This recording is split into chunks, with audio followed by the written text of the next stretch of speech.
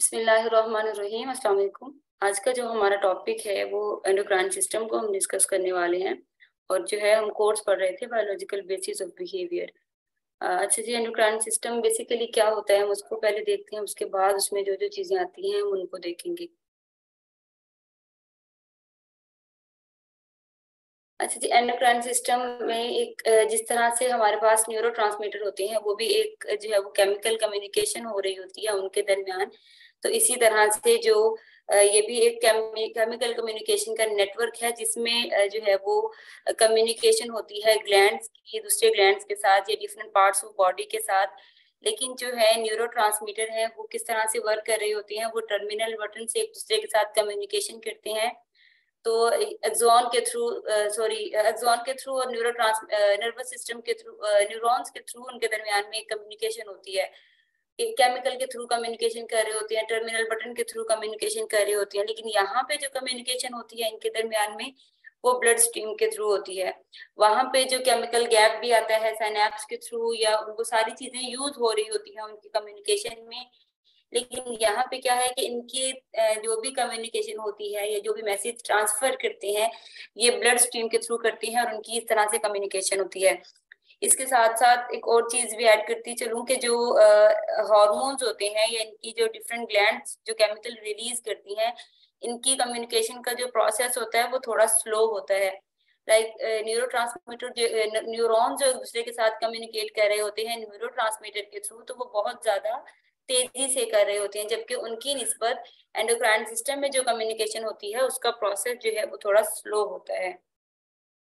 Endocrine system को हम brain का पार्ट तो कंसीडर नहीं करेंगे, लेकिन इसके ब्रेन का एक पार्ट है जिसको हमने पढ़ा था हाइपोथैलेमस। तो ये इसके साथ रिलेट करता है। तो यूजुअली ये जब हम एंडोक्राइन सिस्टम को पढ़ते हैं तो सम टाइम इसको एक ग्लैंड कंसीडर किया जाता है कि ये उसी का हिस्सा है, एंडोक्राइन सिस्टम का भी हिस्सा है और ब्रेन का भी हिस्सा है। अच्छा जी, एंडोक्राइन सिस्टम में कौन कौन सी चीजें आ जाती हैं कि वो कहते हैं कि डिफरेंट ग्लैंड्स पाई जाती हैं इसमें। अब हाइपोथैलेमस जो है इसको भी यहाँ पे ग्लैंड कंसीडर किया जाता है। पिट्यूटरी ग्लैंड के बारे में हमने पढ़ा था कि ये एक मास्टर ग्लैंड होती है जो कि ब्रेन में पाई जाती है।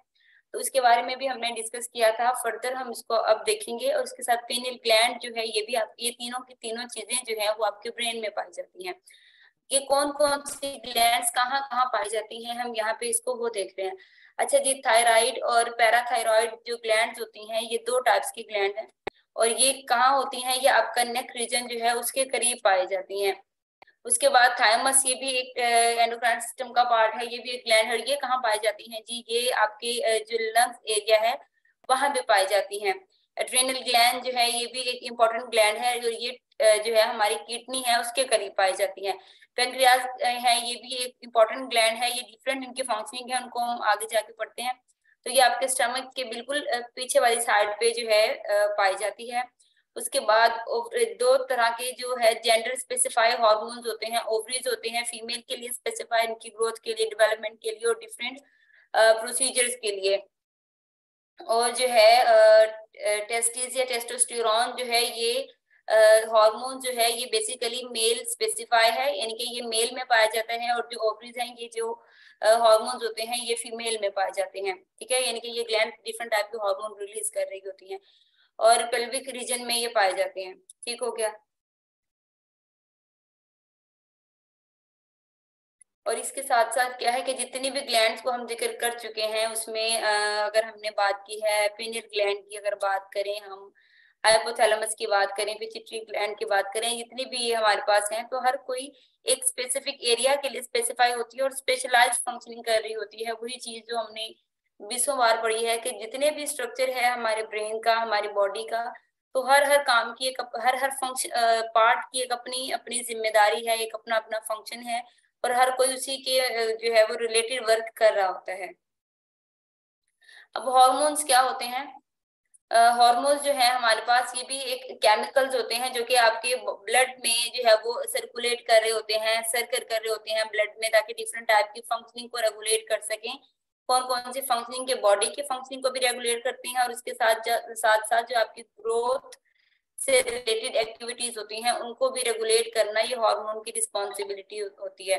डिफरेंट हॉर्मोन्स जो हैं वो डिफरेंट टाइप की एक्टिविटीज परफॉर्म कर रहे होते हैं, या हम ये कह सकते हैं कि डिफरेंट टाइप के जो हॉर्मोन्स हैं वो आपके डिफरेंट फंक्शन के रिस्पॉन्सिबल होते हैं, और ये इन्फ्लुएंस करते हैं, इन्फ्लुएंस होते भी हैं और इन्फ्लुएंस कर भी रहे होते हैं नर्वस सिस्टम पे, कि डिफरेंट जो एक्टिविटीज हैं जिनको नर्वस सिस्टम कंट्रोल कर रहा है, उसमें कुछ ऐसी चीजें जो ब्रेन कंट्रोल कर रहा है, या कुछ ऐसी चीजें जिसको ऑटोनॉमिक नर्वस सिस्टम कंट्रोल कर रहा है, ठीक है, सिमेटिक नर्वस सिस्टम कंट्रोल कर रहा है। तो डिफरेंट टाइप की जो उनकी एक्टिविटीज है उनसे मुतासिर हो भी रहे होते हैं और उन पे इन्फ्लुएंस कर भी रहे होते हैं। अच्छा जी, उसके बाद हम देखते हैं कि हमारे पास ग्लैंड्स क्या होती हैं। ठीक है, वो कहते हैं जो हमारे पास ग्लैंड्स होती हैं ये ऐसी चीजें हैं, एक ऑर्गन आप कह सकते हैं, जो कि आपके डिफरेंट टाइप के हॉर्मोन्स की जो प्रोडक्टिविटी है उसके रिस्पॉन्सिबल होते हैं। स्पेसिफिक पार्ट्स ऑफ बॉडी में के डिफरेंट टाइप के जो है हार्मोन्स रिलीज करने के रिस्पॉन्सिबल होते हैं। अब क्या है, एंडोक्राइन जो ग्लैंड्स होती हैं डिफरेंट टाइप की, तो वो ये डिफरेंट टाइप के हार्मोन को रिलीज करती हैं, और जो कि कम्युनिकेशन उनकी किस तरह से होती है, ब्लड स्ट्रीम के थ्रू। न्यूरॉन्स में कम्युनिकेशन कैसे होती है, डेंड्राइट्स से मैसेज रिसीव होते हैं और टर्मिनल बटन से मैसेज जो है वो सेंड होते हैं, तो उस तरह से उनकी कम्युनिकेशन होती है न्यूरोट्रांसमीटर के थ्रू। ठीक है, लेकिन यहाँ पे होती है इनकी ब्लड स्ट्रीम के थ्रू इनकी कम्युनिकेशन हो रही होती है। अच्छा जी, यहाँ पे क्या है कि हाइपोथैलेमस अब की बात करें कि ये ब्रेन का इसको हिस्सा इसलिए कंसीडर किया जाता है क्योंकि ये आपके ब्रेन को और आपके सॉरी नर्वस सिस्टम के डिफरेंट पार्ट्स को और आपके जो एंडोक्राइन सिस्टम है इनके दरमियान में एक कम्युनिकेशन का जो सोर्स वो बना रहा होता है, या इनकी कम्युनिकेशन को फैसिलिटेट कर रहा होता है। और जो है इनका मेजर काम क्या होता है कि पिट्यूटरी ग्लैंड को ये बताना कि डिफरेंट हार्मोन्स को रेगुलेट करना कि कौन सा हार्मोन कब रिलीज होगा, कब उसको रुकना है, तो इन चीजों को जो है वो कंट्रोल कर रहा होता है।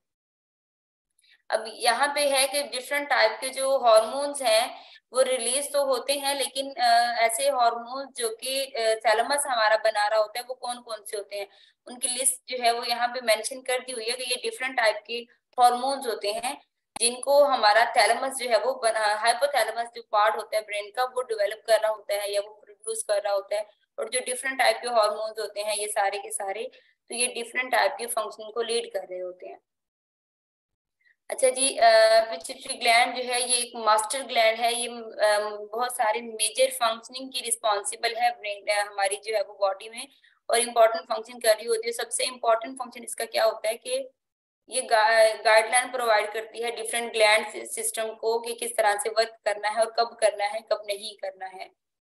और इसके साथ साथ ये जो है ग्रोथ से रिलेटेड जो भी हमारे हार्मोन्स होते हैं उनको रिलीज करने की प्रोड्यूस करने की रिस्पॉन्सिबल होती है।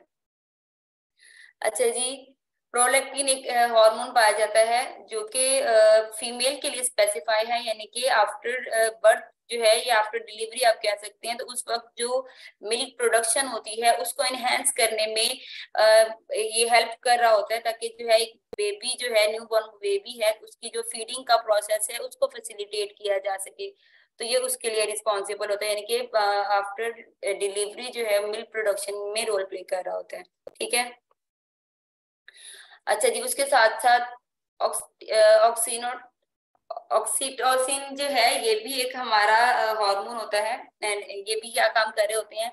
अच्छा, इनका काम भी यही होता है कि जिस तरह प्रोलैक्टिन काम कर रहा होता है कि डिफरेंट फैसिलिटेट कर रहा होता है फंक्शनिंग को, तो उसी तरह ये भी वही काम करता है, लेकिन जो इसकी प्रोडक्टिविटी होती है उससे कहीं ज्यादा होती है, यानी कि ये उस प्रोसेस को फीडिंग के प्रोसेस को मजीद फैसिलिटेट कर रहा होता है ताकि वो चीजें जो है वो क्विकली हो सके, या बहुत आसानी से उन चीजों को कर रहा होता है कि आसानी से जो फीडिंग का प्रोसेस है वो अच्छे तरीके से वो हो सके। ठीक है, उसके बाद जो है एंटी ड्यूरेटिक जो है हार्मोन्स, ये हार्मोन भी इम्पोर्टेंट रोल प्ले कर रहे होते हैं, और ये हमारे ब्लड प्रेशर को भी कंट्रोल कर रहे होते हैं, और उसके साथ साथ जो वाटर बैलेंस होता है हमारी बॉडी में उसको भी कंट्रोल कर रहे होते हैं। यहाँ तक किसी का कोई क्वेश्चन है तो पूछ सकते हैं। No ma'am. ओके,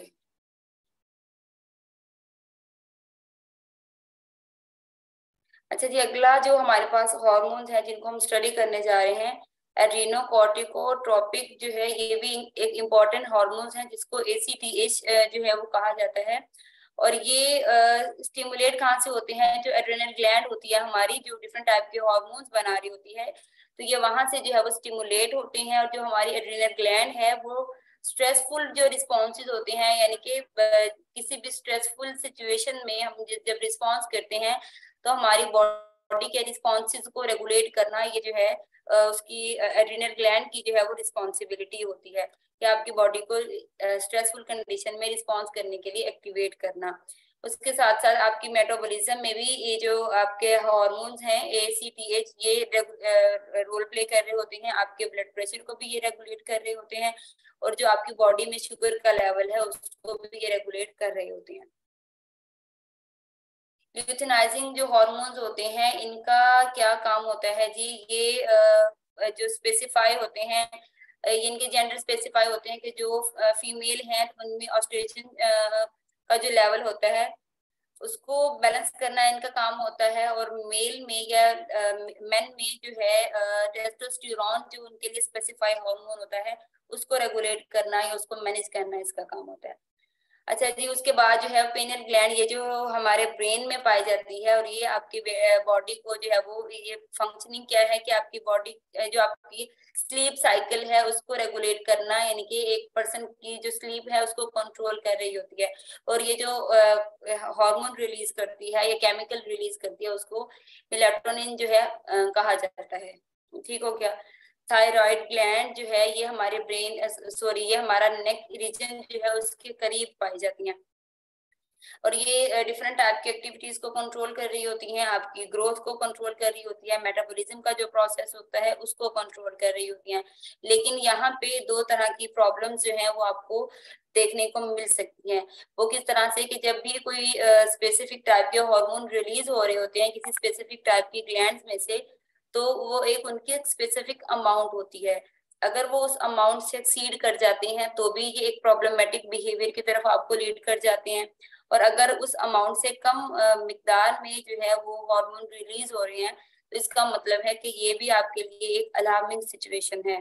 तो यहाँ पे भी दो तरह से चीजें आपको देखने को मिलेगी, दो तरह से चीजें आपको यहाँ पे देखने को मिल सकती हैं कि अगर कम होता है तो हाइपोथायरॉयडिज्म जो है ये ज्यादा मिकदार में अगर वो कर रहे होते हैं तो हाइपोथायरॉयडिज्म जो है ये इसको हम इसका नाम देते हैं। तो इसमें बहुत ज्यादा मिकदार में जो है जब हार्मोन रिलीज हो रहे होते हैं तो ये आपकी एक्टिविटीज को बहुत ज्यादा स्लो डाउन कर देते हैं। एक्टिविटीज में कौन कौन सी ऐसी चीजें हैं यूजुअली जो आपके इनवॉलंटरी बिहेवियर होते हैं या आपके जो कंट्रोल में नहीं होते।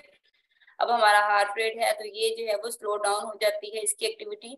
उसके साथ साथ जो है आपका जो वेट है वो भी आप गेन कर सकते हैं।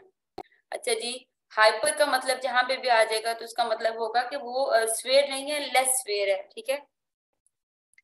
अच्छा जी, यहाँ पे क्या है कि ये हर चीज को जो है वो स्पीड अप कर देते हैं। इससे क्या होता है, स्पीड अप क्यों होती है कि ये जो हार्मोन्स होते हैं ये कम मिकदार में इसके हार्मोन जो है वो रिलीज हो रहे होते हैं, तो उसकी वजह से आपकी जो चीजें हैं वो सारी वो हो जाती हैं, स्पीड अप हो जाती हैं। ठीक है जी। और उसके बाद आपका हार्ट रेट है उस पर भी इसका इम्पैक्ट आ रहा होता है, और आपका जो है वेट उस पर भी ये इम्पैक्ट डाल रहे होते हैं, यानी कि डिफरेंट टाइप की एक्टिविटीज जो है वो कंट्रोल कर रहे होते हैं।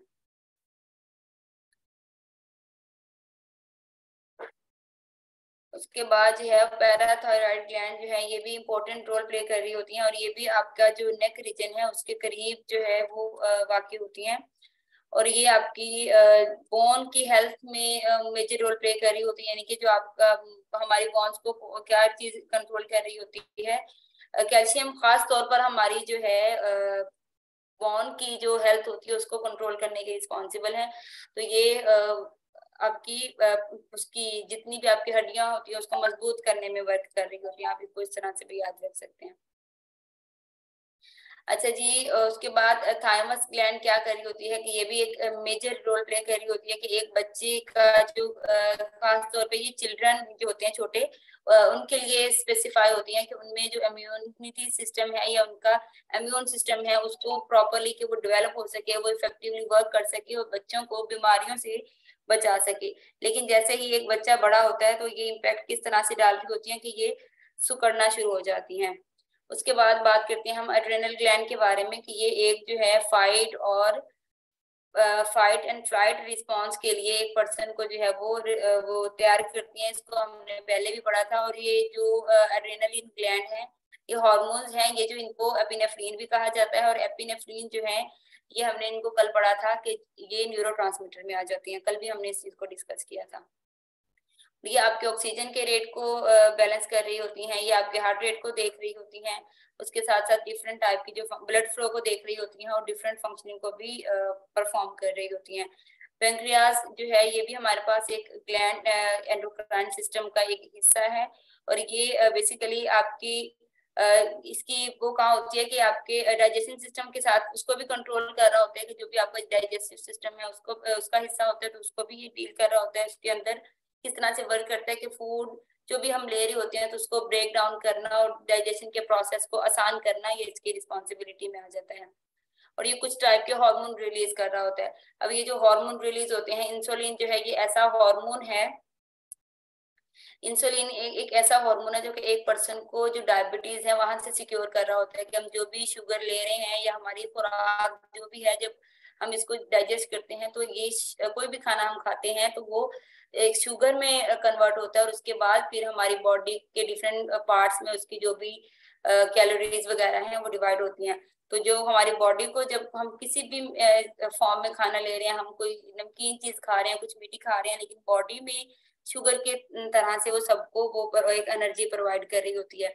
अब ये जो हमारी इंसुलिन होती है ये नेचुरली जिस तरह से लोगों को डायबिटीज होती है तो वो इंसुलिन लगवा रहे होते हैं, तो हमारे नेचुरली हमारे अंदर जो है पेंक्रियाज इस तरह से ये प्रोड्यूस कर रहे होते हैं जो कि हमारे बॉडी के अंदर शुगर के लेवल को कंट्रोल कर रही होती हैं। उसमें ये होता है कि अगर ये शुगर ये कम मिकदार में इंसुलिन प्रोड्यूस करना शुरू कर दें या प्रॉपरली पेंक्रियाज इंसुलिन प्रोड्यूस नहीं कर रहे, तो एक पर्सन जो शुगर ले रहा है तो उसमें जो इंसुलिन है वो उसको एक प्रॉपरली सेट करने के बाद हमारी बॉडी के डिफरेंट पार्ट्स तक पहुंचा रही होती हैं।